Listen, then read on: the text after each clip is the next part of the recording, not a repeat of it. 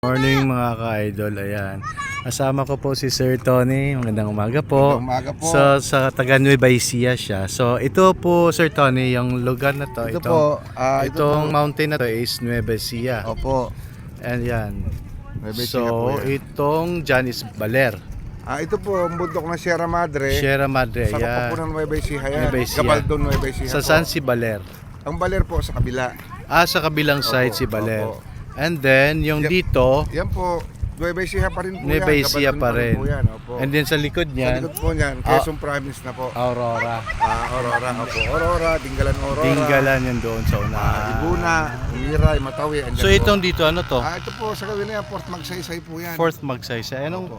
Anong province? Nueva Ecija po Nueva yan. Ecija pa rin. Opo, yan. Nakakalito, no? Parang nag-ano lang siya, yung parang Ito ano po po. ang site na to, sa ano to, yan po, Bulacan po yan lugar na yan. Ayun doon. Opo, Bulacan na po yung lugar na yan, kabila.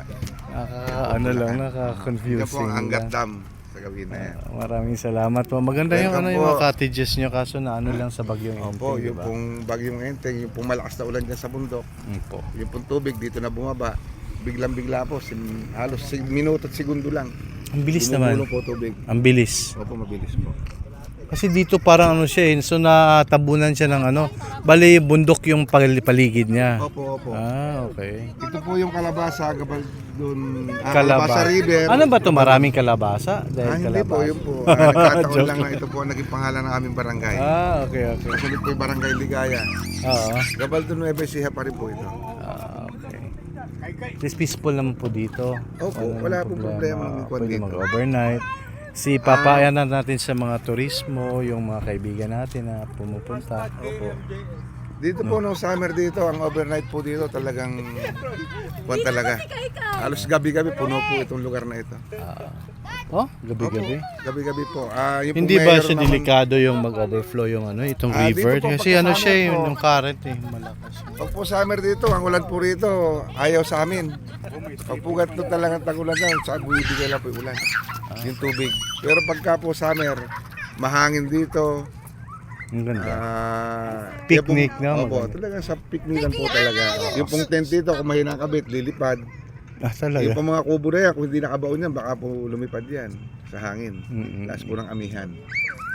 Yan po, maganda po yung lugar na yan dati. Kaya Yan nga, po so yung- marami pala dito ano, Yan po turismo yung- dati, opo. mga pumupunta, mga ganun. Opo, bago po dumating yung Enteng, marami pong... Bakit mga sa before turismo na- Enteng, okay to lahat? Walang Opo, problema. okay po. Sa Enteng talaga natamaan. Opo, yung tubig po. Malakas po yung dumating na tubig na Enteng. Iyan mo pa, hindi tayo pababayaan ng Panginoon Ayaw Diyos at po. makakaahon tayo. Diyan po kami nakasandal Ay, mga sa kanya. Pilipino.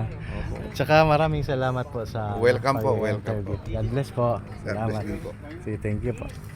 Okay, thank you, Ann. Welcome po. welcome. Salamat. Basta ingat lang din po kayo. Apa, kung thank saan you. kayo pupuntahan na lugar. Salamat, sir. God bless.